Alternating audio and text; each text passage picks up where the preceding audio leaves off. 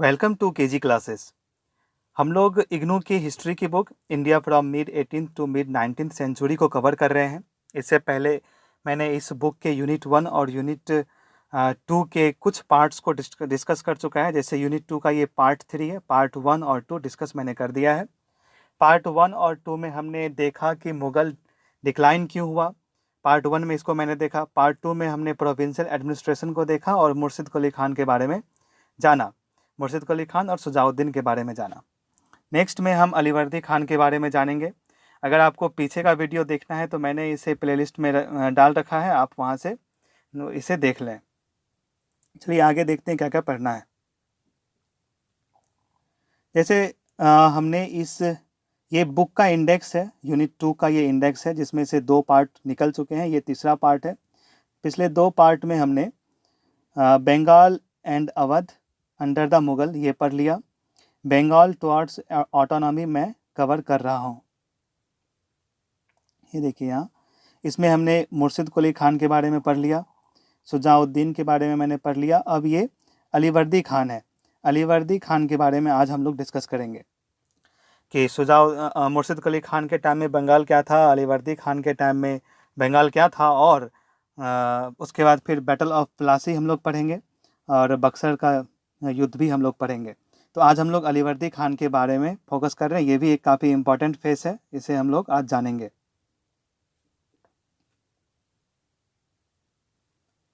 तो अलीवर्दी खान एंड बंगाल, तो बुक में कुछ बेसिक्स हम जान लेते हैं जो बुक में दिया हुआ नहीं है।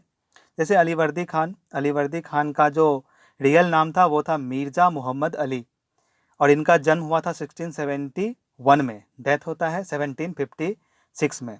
ये नवाब बनते हैं 1740 से 1756 तक। ये किस डायनेस्टी से बिलोंग करते थे? तो ये अफसर डायनेस्टी से बिलोंग करते थे। देखिए, इससे पहले नासिरी डायनेस्टी था, जिसमें हम लोग मुर्शिद कुली खान, शुजाउद्दीन, सरफराज खान के बारे में पढ़े। अब हम अफसर डायनेस्टी में घुस चुके हैं। अब ये अफसर डायनेस्टी है। ये 2 डायनेस्टी एक्चुअली ईरान में ट्राइब का नाम है, अफसर ट्राइब है, नासिरी ट्राइब है, उसके नाम पे ये पड़ा है। ये लोग उस ट्राइब से बिलोंग करते थे, इसलिए डायनेस्टी चेंज हो रहा है। तो हम देख रहे हैं इसमें अलीवर्दी खान। तो अलीवर्दी खान का नाम था मिर्ज़ा मोहम्मद अली।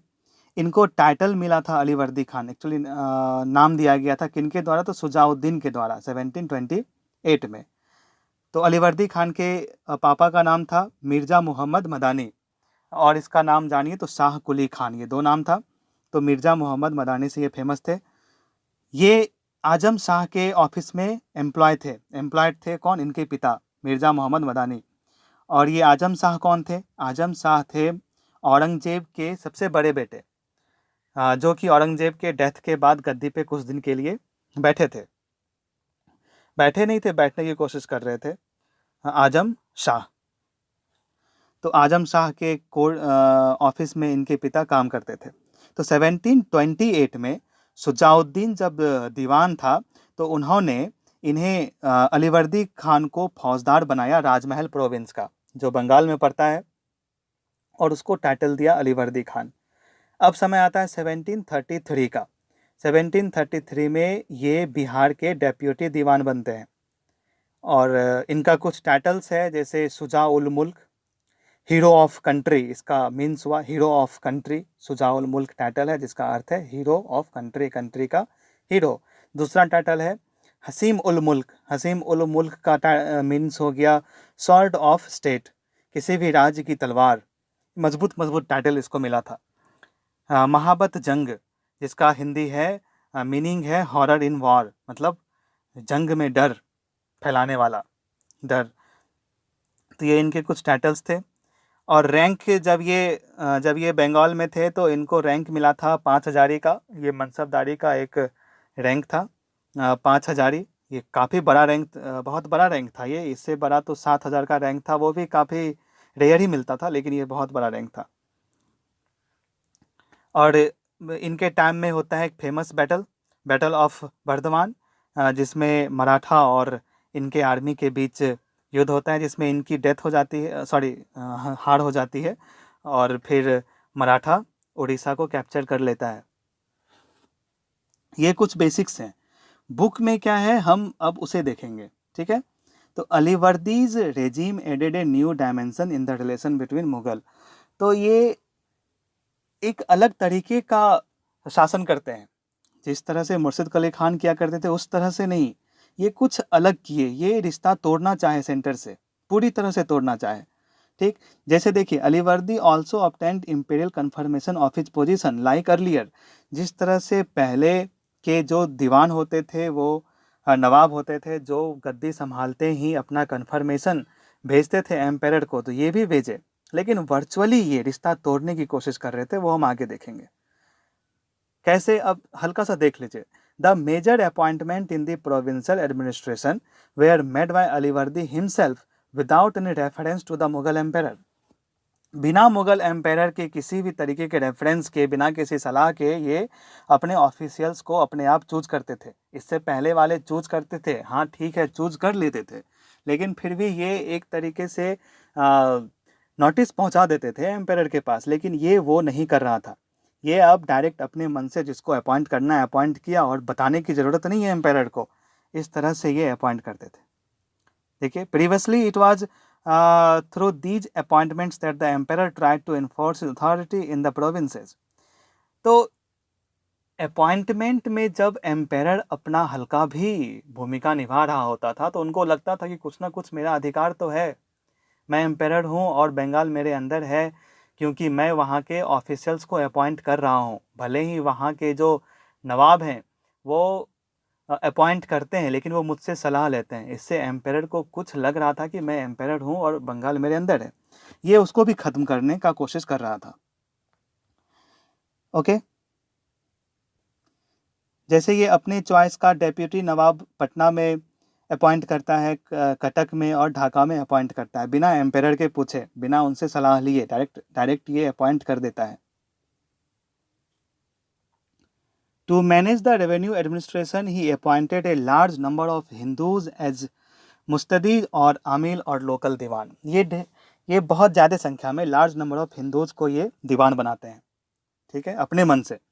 तो Alivardi also organised a strong military force इसका स्ट्रॉन्ग था। खुद से ये ऑफिशियल्स को अपॉइंट करते थे, तो मिलिट्री में भी खुद के अपॉइंटमेंट वो रखते थे, और मिलिट्री को काफ़ी मजबूत किए वो। इनका वॉर टैक्टिक्स भी काफ़ी स्ट्रॉन्ग था, इसलिए इनका मिलिट्री स्ट्रॉन्ग था। बेशक मुर्शिद कुली खान का भी स्ट्रॉन्ग था, ठीक है, स्ट्रॉन्ग आर्मी रखते थे। अब ये मेन काम जो था इन्होंने क्या किया, क्या इनोवेशन अलग ये लेके आए, क्यों ये अलग थे मुर्शिद कुली खान शुजाउद्दीन सबसे। तो इन्होंने बंद कर दिया flow of regular tribute to Delhi. Delhi में जो रेगुलर ट्रिब्यूट जा रहा था इसे इन्होंने बंद कर दिया, ठीक है। यहाँ आपको एग्जाम्पल मिल जाएगा, जैसे यहाँ देखिए जब मुर्शिद कुली खान थे और शुजाउद्दीन थे, तो वो लोग एनुअल ट्रिब्यूट दिया करते थे, कितने का, 1 करोड़ का। ये एनुअल ट्रिब्यूट था जो वो लोग पहुंचाया करते थे सेंटर पे एम्पायर के पास, वहाँ के ट्रेजरी में ट्रिब्यूट होता था, ये उसको पहुंचाते थे। लेकिन अलीवर्दी इन 15 ईयर्स ये हर साल 1 करोड़ रुपए पहुंचा रहे हैं। कौन, मुर्शिद कुली खान और शुजाउद्दीन, सालाना पहुंचा रहा है। लेकिन अलीवर्दी खान क्या करता है, ये 15 साल में कितना, 40 लाख से 50 लाख ही पहुंचाता है। देख रहे हैं, मुर्शिद कुली खान और शुजाउद्दीन, ये दो जो रूलर इससे पहले आए, जो नवाब पहले आए, उन्होंने हर साल 1 करोड़ रुपए वहाँ पे दे रहे थे, सेंटर में दे रहे थे। ओके, और ये क्या करता है, ये सिर्फ कितना, 40 लाख से 50 लाख ही 15 साल में देता है, और ये भी धीरे धीरे स्टॉप कर दिया जाता है। ये सोर्स से ये पता चलता है, सम सोर्सेज आर अवेलेबल, जिससे हमको ये पता चलता है कि कितना कितना रुपये ये दे रहा था, और इससे पहले का नवाब कितना दे रहा था। तो आप यहाँ देख रहे हैं वर्चुअली ये रिलेशन को तोड़ना चाह रहा है, डायरेक्ट तो नहीं तोड़ रहा, लेकिन पीठ पीछे मतलब इस तरह से कोशिश कर रहा है कि धीरे धीरे रिश्ता टूट जाए। तो bye 1740s an administrative system developed in Bengal, Bihar and Orissa which steadily reduced ties with the imperial court in Delhi. Okay? तो 1740 तक आते आते एडमिनिस्ट्रेटिव सिस्टम चेंज हो जाता है, और बंगाल, बिहार, उड़ीसा में नया एडमिनिस्ट्रेटिव सिस्टम आता है और सेंटर के साथ टाई जो था वो कम होता जाता है। तो it is true that Alivardi Khan did not formally defy the imperial authority, but for all practical purpose we find the emergence of an independent state in eastern India during this period।